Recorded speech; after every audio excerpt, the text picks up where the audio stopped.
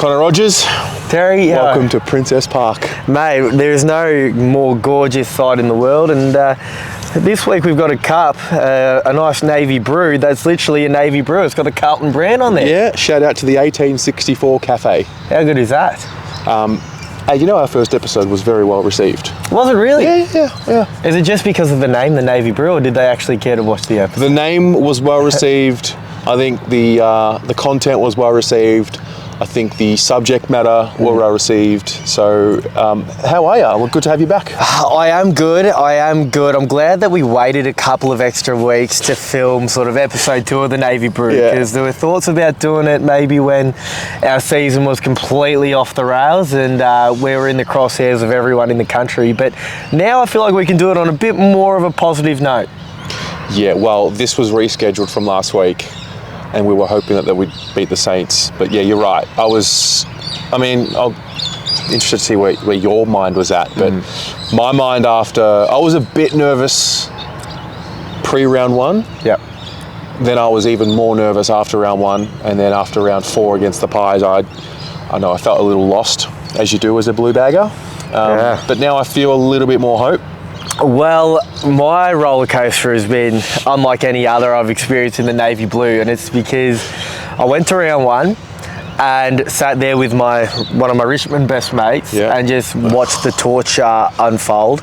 And it was one of those ones where you're just constantly thinking, they've had their little run, Richmond, but we'll just kick the next 3 and get an awkward 2-goal win. But Richmond just kept on going. And then I jumped on a plane to South America, where I had this experience where I had my phone taken away from me for a month and I had no access to the outside world. I wish I could say more about it now, it'll make sense later on. But I had my phone taken away, so I had no idea what Carlton were up to. And I come out the house, I get my phone back, I haven't spoken to my family, friends, no one. But the first thing I check is the AFL app, and we're 0-4. And for the first time in my life, I know this isn't ideal to say, I considered jumping off. Really? I considered it. Not to the degree of I'm not a Carlton supporter anymore. But you're the exact same. I mean, you're even more intense because you've made the Blue Abroad channel. But I will know every week who the 40th player on our list, how they went in the 2s. Yeah. I'll know what anyone on SEN at a random time has said about our club, read every article. I just after seeing us 0-4, I got to this point where I was like, bloody hell, do I just take the foot off the accelerator a bit? Not gonna lie, I shared that, but obviously doing this, I felt this feeling of, I'm trapped. Yeah. For at least this year. Yeah. They're gonna piss it up the wall again or piss it up the tree. Those who watch the training report will understand.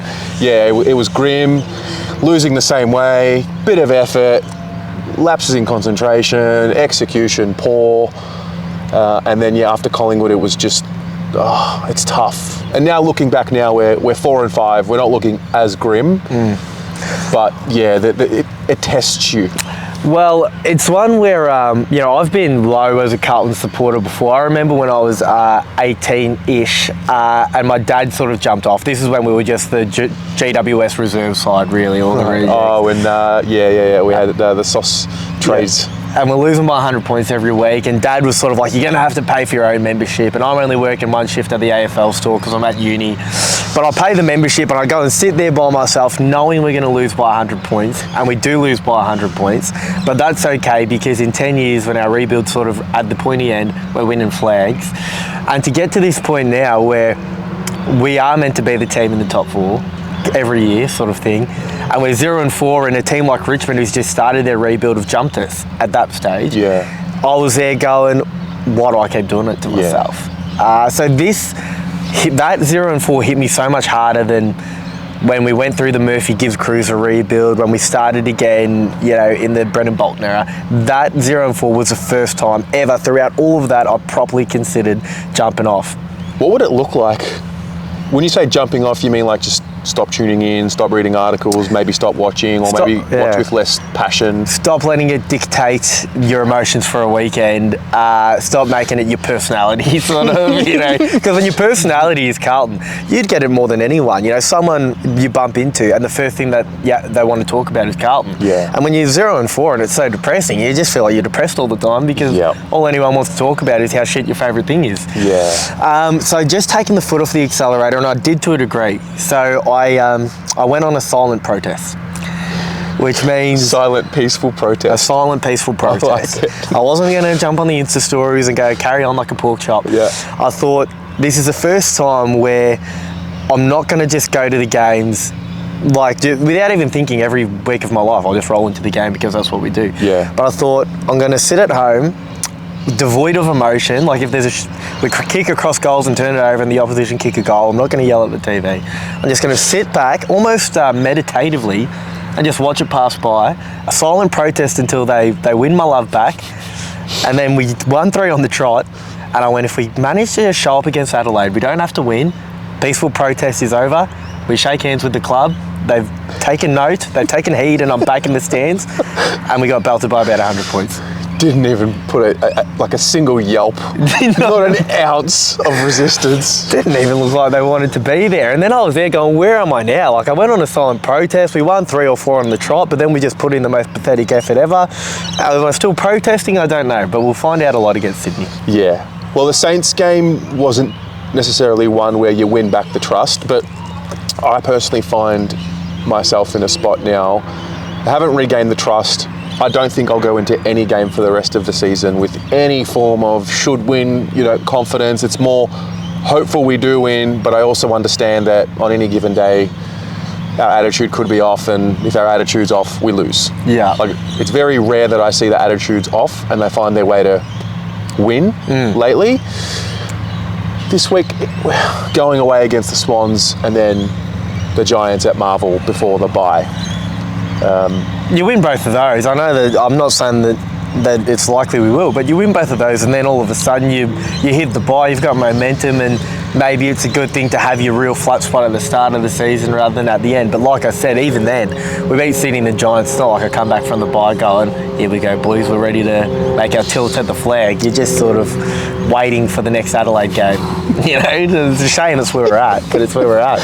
Yeah, I battle with that because I don't want to live in a negative existence. And I know in life, when things get tough, that's when you dig your heels in and you go a little bit harder and you don't give up. So I don't like to have that attitude, and I don't think that this team would have that attitude. I'd like to think that everyone on the inside, when it goes shit, they're not accepting, oh well, we suck.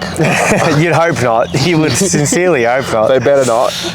So yeah, I'm just relieved. I'm relieved that it's not 2 and 8. Oh yeah, true. Because imagine we're in the bottom 4 and we look like a proper bottom 4 team still. If that was the case, I probably don't know where I'd be. I would be lost. It still feels like we have a list that could challenge for a flag in 1, 2, 3 years if all goes right. But if we had been solidified in the bottom 4, like it suggested we may be after being 0-4, I really don't know where I'd be after that. I was very venomous after the Collingwood loss, and I reflect on it now, and it's like, I always try and self-reflect. It's like, should I have been a little bit more patient? Like, am I being unreasonable? Am I asking for too much? I've always said you can't expect a flag. My expectations going into the season were just get yourselves into the top 4 conversation. Yeah. And you know what? If you can make a prelim, I understand anything can happen on prelim night and kind of go from there. And what I struggle with is where do I put my expectations? I expect a fiercely competitive team every week. I'm with you. That's what I expect. It's no different to any other team in the league from this standpoint, but for me, every single time we look like we are a genuine finals and top 4, potentially grand final side, it's when we're applying that heat and that pressure and that non-negotiable. And then when you play a game like the Adelaide game where it feels like that is completely withdrawn, it just makes you go, what are we actually doing here? I know that it's a long season and you can't do it week in, week out, but when you're just completely devoid of pressure like the Adelaide game, it's such a pivotal contest after we've got some momentum, it just messes with your head. Maybe we read too much into it, but I don't know. Well, I think I'm watching other teams closely and you know, working on the Tuesday night show. We do Footy Abroad with Saints TV and Swoop Luke, and that's kind of given me a bit more insight into what's happening via the fan channels of other clubs. Yeah. Every team's had their shit performances. I mean, Collingwood's probably had one. Yeah. The Lions, we're filming this after they've just drawn with North Melbourne, and they also got spanked a few weeks ago. I get it, they're the champs, they've got the runs on the board, but there is such a disparity across the league and such a volatility across the league. And I think because we live in the Carlton world, we don't give a shit what's going on with other teams, but you almost have to look at it for context. Yeah, I mean, look at 12 months ago.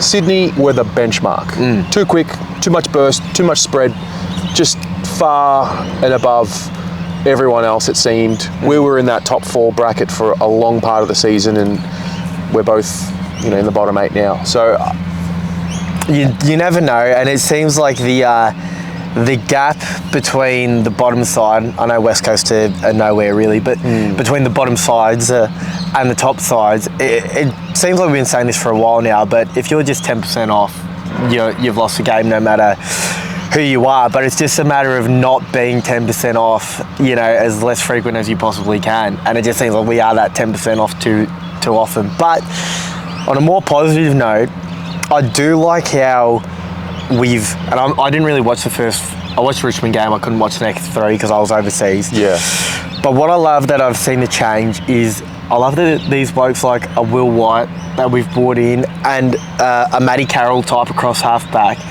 and we look more dynamic and quick and fast and bursty, and I think that we are trying to mould ourselves more into where the modern game's going. Yeah, well, I think the criticism last year was, we didn't play the kids early enough in the year. So when we needed them later in the year, they hadn't really had that much experience, you know, Binns and Moyer and these types, whereas we've already seen Lucas Camporelli, we've already seen Matt Carroll, we've seen Will White, as you mentioned. Ben Camporelli can't be far off. He's, you know, developing nicely in the 2s.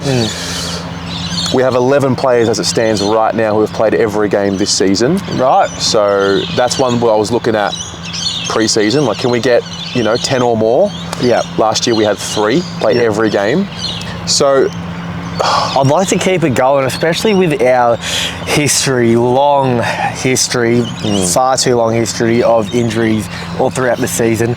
Let's take the pressure off a few and let's rotate guys. I want to see, talking about run and power, I'd love to see Billy Wilson get a run in these types. Just bring him in, even if it is only for a couple of games, to give him the exposure and the taste. Let's just keep rolling these blokes in, keep playing Binsey, and see if we can run these teams off their feet with youth. yeah. Episode 1, I reckon we had a good chat about Nick Haynes. Yes. So you saw round 1, so not his best performance. Now, a lot's been spoken about that. Obviously, you missed the first 4, which is actually great because then you've come back into the world and you've seen the great Nick Haynes. Yeah, I have. Mate. It was no good? Look, it was a bad game. Yeah. Which I think everyone's entitled to a bad game. And I know I was worried. When I first saw him play, I thought, we fucked up. Like, this is the end of Nick Haynes' career when we've got the washed up version. Yeah. But we had an apology form go out on Instagram a few weeks ago. I signed it. A lot of us watching would have signed it. Great. He's been great. And then the other big question mark was, who's going to be the number 2 to Jacob Wiedering's number 1? I don't want to go the early crow, but it's Jack Silvani.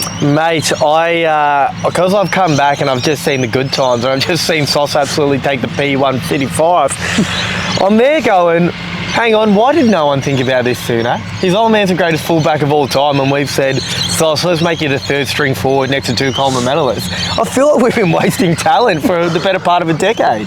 Do you know what I didn't know? I didn't know that his dad actually went through this exact same process. I didn't realise Steve Silvani started as a forward. Yeah, and it wasn't until this point-ish in his career that it sort of clicked. He went down back and he started dominating down back. So if we've accidentally found the next fullback of the century...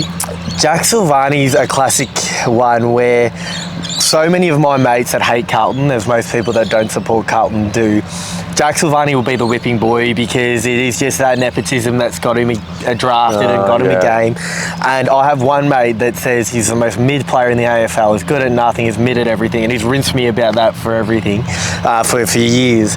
And it's one where you don't want to come across too biased because ultimately Jack Silvani was always a role player. Yeah. So if I'm there, he's saying, no, trust me, Jack Silvani's a star. You just might look like an idiot to them. So I just go along with it a little bit, knowing in my heart he's one of the first picked on my team list every week. Yep. Because no one chases more, no one puts in more effort. And now it's great to see him turn into that player that looks like an All-Australian. Yeah. Can't miss a target, intercept mark. It's just so competitive. It's everything you want in a backman. It is interesting to see how important the current day defender plays. It's not just about defending. You have to be able to use the ball by foot at a pretty good level. He uses the ball at a good level, but he also uses it on both sides of his body, which I think he's one of two players in the team who do it reliably. I think Elijah's the other one. Yep. But yeah, I'm pretty confident in saying that we've answered the question of who's going to be the next defender for us, for Jacob Wiedering. And you see Wieders, he trusts him. You see the way that they work off each other, and it's actually allowed Jacob to be a lot more freer in the way he plays as well. Well, if we can keep Wieders, Sauce, Gov and Haynes all on the park together, that is borderline.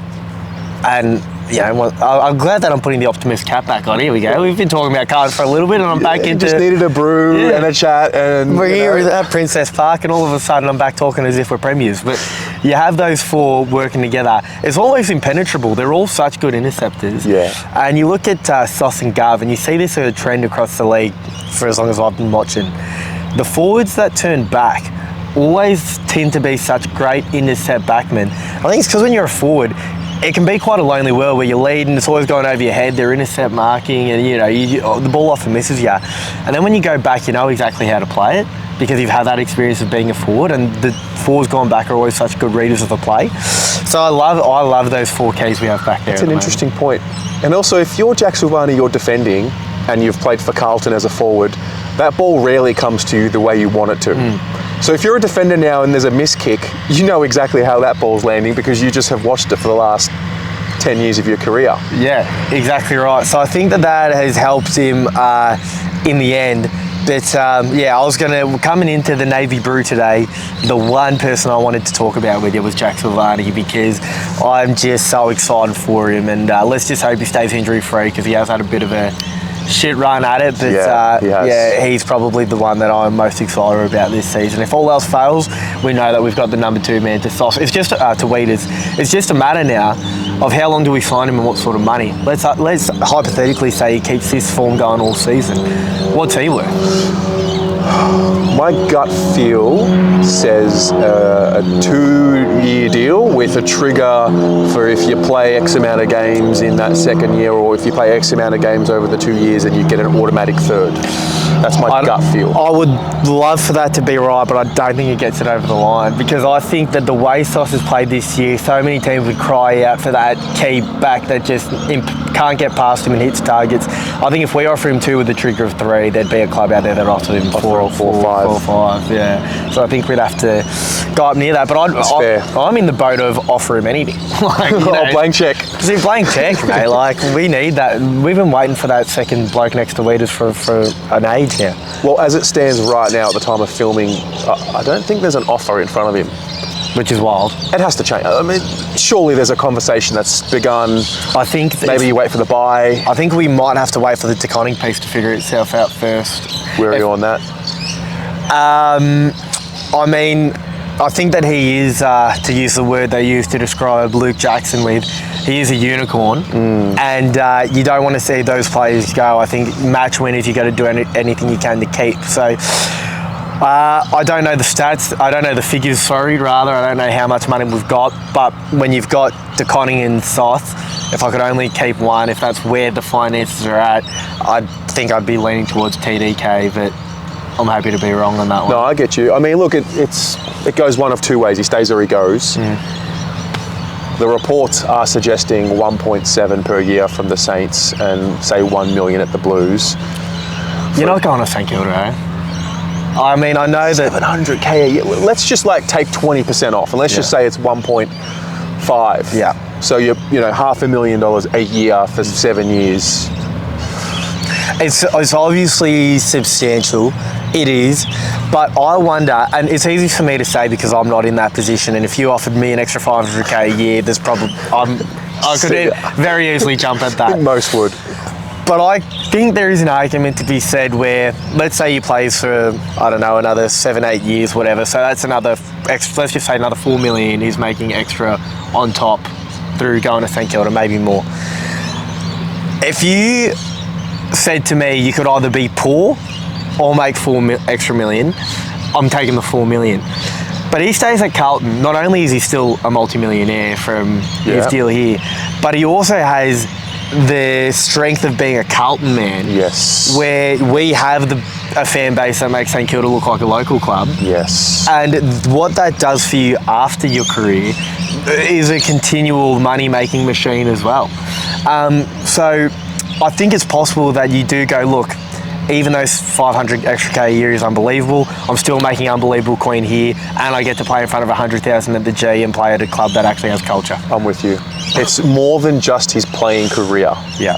It's post-career, it's his kids. Yeah. They get looked after. It's the network.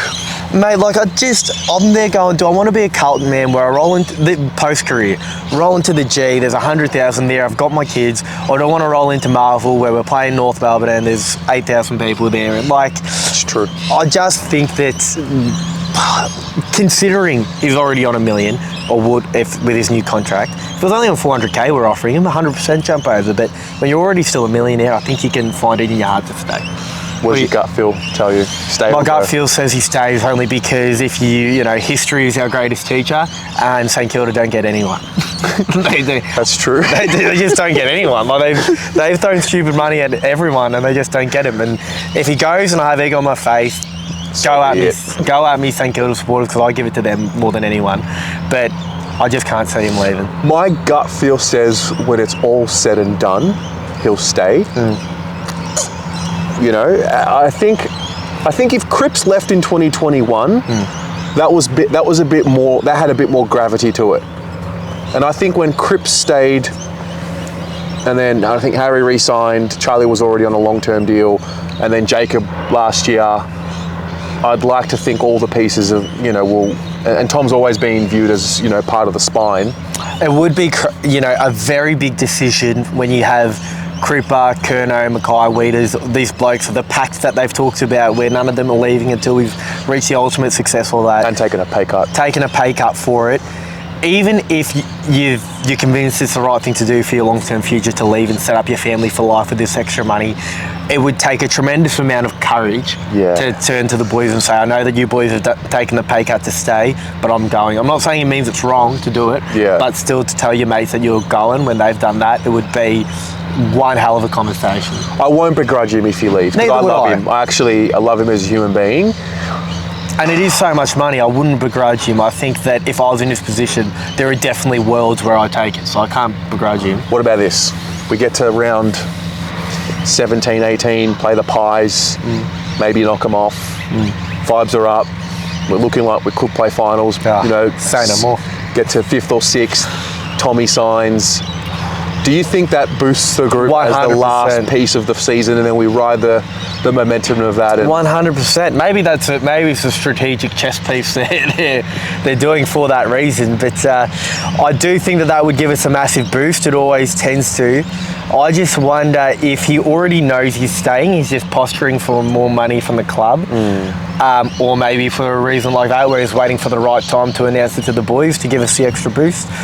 Or if he is genuinely has no idea, or if he's already made his mind up, he's going to the Saints. Like, which of the three is still making his mind up? He's going to St Kilda, or he's staying at Carlton and just posturing? If he was leaving and he knew, would you want to know now? Or well, that's such a big picture question of the modern era of footy and other sports, and like, do we want to get to that point? I think that I would want to know. I think why not? I think honesty is the best policy. Come out and say it. And for me, some people think of like Luke Jackson at the moment, Freo, and if he was to say now he's going to Melbourne, some people are there going, oh, well, let's not play him for the rest of the season. Let's put in time into the boys that are going to be here next year. I disagree with that. I think Freo, like Carlton, are in the finals hunt. We have no choice but to believe we could win a premiership this year. We have to believe that. Yeah. And you need to put your best players outside there, out on the park. So I think we are mature enough, surely, to go, all right, we accept that you can't deny an extra 500k. That's a reasonable decision to come to. It's not like we can, begrudge you for that. And we're going to continue to play you because you're part of our best side. You're contracted for this year and you're a key part to getting us to finals this year. That's fair. Yeah. That's fair. Why would you not want to play him and maybe look at Hudson O'Keefe or put time into Well, I think in the situation where he decides he wants to go, and we know what value we'll get, the band one compo, for example, or in a situation where maybe there was a trade in the future, if you know he's leaving and he says he's leaving, I don't know if I'd want to jeopardise the value that we know we're going to get back if he was to get injured. Yes, I'm with you, and it's reasonable, but I don't want to live in the negative space of what if he does an ACL. True. I'd rather think of what if he is the bloke that wins us a flag. And then leaves, and then he's done his job. Yeah. Yeah, fair. I mean, at the end of the day, he would be contracted for this season. Exactly right. So I think that's how I sort of look at it. Fair. Yeah, man. What about Friday night? Swans at the SCG. Well, how could you? We've just spoke about it at the top, but how could you possibly make a prediction? Like, I think that we've sort of re-identified ourselves or recaptured our identity is probably a better way of putting it. We've discovered what wins us games of footy, that pressure, the run. How about against the Cats, that run and chain handball where it was like, you just didn't know where it was going next, but it was hot potato and it just kept on surging forward. Love that, love the pressure. But just when I started to think, gee, I might lift my own protest here because I think we've remembered who we are, we delivered the absolute pathetic, insipid display against Adelaide. So we're going to Sydney. I don't know, man. I don't know. I think my head goes to, surely as a club you go, all right, lads, we know what happened against Adelaide. Just when we thought we had our tails up, we got humbled again. We can't let this slip. We need a win in the state, and they come out and apply that. We know Sydney's strengths at stoppage. We know where their pace is. We know where their burst is. I mean, they're banged up as well. If you're going to get Sydney in Sydney, I don't remember on paper there being a better opportunity than this week. But on the flip side, they've had their toughness question, their hard edge question, and usually when clubs have their toughness and their heart and soul question, they respond. So I'm hopeful. I'm not confident.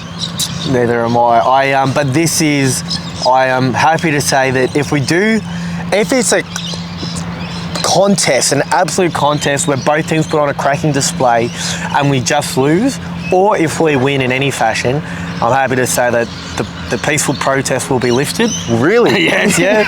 And I'll be at the Giants game next week because I can't enforce a protest and then we go and win 5 of 6. And I'm still even though I'm still not trusting, I've got to get back in the stand. So a lot rides on it. We don't have to win because you can't win every game, but we just need to play a proper brand of footy and be competitive and be right in it to late in the last. And I'll be back there next week. I'm going to put my neck on the line. We win? I think we'll beat the Swans. Yeah. I do think we'll beat the Giants at Marvel. Hello, buddy. Oh!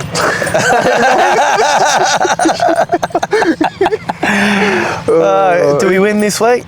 Oh, I almost don't want to throw it. No, you're okay. Right. All good. Greg. Go on, Greg. I love a human name for a dog. On your Diesel. Diesel with his ball. Where's our ball? Head over the football. No, you're all right. All good. Where is he? Oh, it's already rolled. Oh. Cheers. All right. Was that Greg trying to interrupt me, telling me don't tip us? Yeah, don't go too early? All right, you know what? 1 week at a time. 1 week at a time. Good showing against the Swans. So, you think that we'll beat the Swans and show up again and beat the Giants? I think so. And then we go into the bye, reset, recalibrate. Hopefully. What's all this about Nick Newman training? How far off is he? Mate. What's your mail there? Well, my mail is just what I see with my eyes. I haven't had this confirmed by anyone. I was at training 2-3 weeks ago, the open session, and he was doing just stationary drills. And I'm like, fair enough. Then I saw the session last Wednesday, and he was doing full ground drills, sprinting up and down the ground. I thought, hang on. Can't be far off. Then I saw him on Monday in the drills, bit of contact with the pads.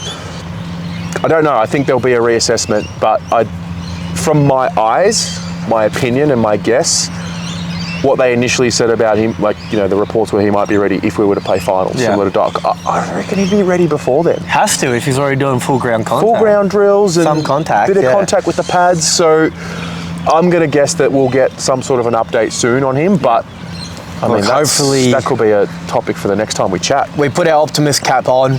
We make it through to the bye. Hopefully, we've won at least one, hopefully two. We get even some soldiers back. Newman, I personally am excited for the Chincotta return. I love Chincotta. Yes. Tough bastard. Get him back. A few others, and hopefully, hopefully we can start to look forward and really make a charge. One just weird one I want to throw at you. Yeah. Is, don't know if you saw that Tasmania, it looks like they're going to get 7 of the top 10 picks, but unlike the Gold Coast and the GWS rebuild, they're going to have to trade a small handful of them. They can't just draft all these players.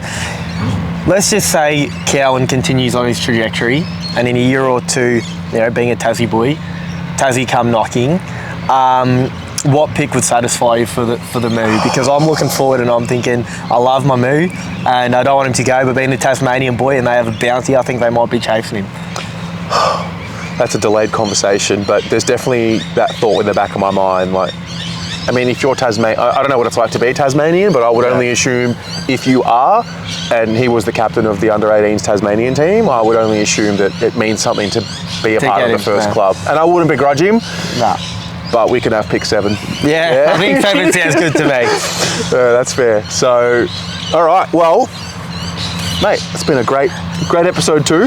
Absolutely. Thank you very much to 1864 Cafe. I love that we started with the pessimist cap on and quite real perhaps, and by the end of it I started to think that after the bye we could be right in the hunt for a flag. Hey, we could be in the 8 the next time you and I are chatting. I hope so, mate. I bloody hope so. Go Blues. Go Blues.